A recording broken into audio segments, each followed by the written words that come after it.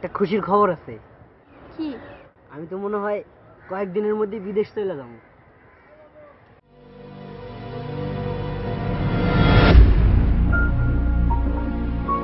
এটা আমার বিষয়। তোমার বিষয় ও ভাই টেকা আনছি তো।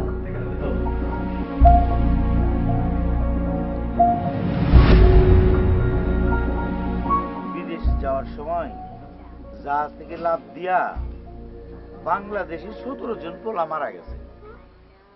তোমার হাসানের কোনো খবর পাইছো?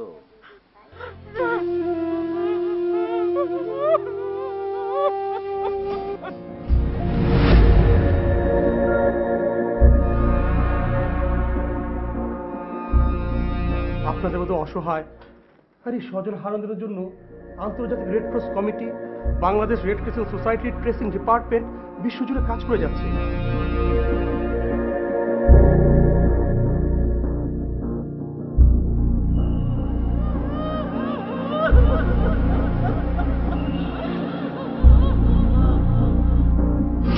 বিদেশে যাওয়ার আগে কখনো কি ভেবে দেখেন যে যে চাকরিটা হয়েছে কোথায় আপনি চাকরিটা করবেন, কত টাকা বেতন পাবেন সেটা আপনি নিশ্চিত সে বিষয়ে? যে ভিসাটা আপনি পেয়েছেন সেই ভিসাটা সঠিক কিনা, চাকরির সঠিক যে অনুমতিপত্র থাকতে হয় সেটা আছে কিনা, এগুলো না জেনে যদি মনে করেন আপনার স্বপ্ন পূরণ হলো, আপনি বিদেশ যেয়ে দেখবেন সেটা স্বপ্ন নয়, সেটা দুঃস্বপ্ন।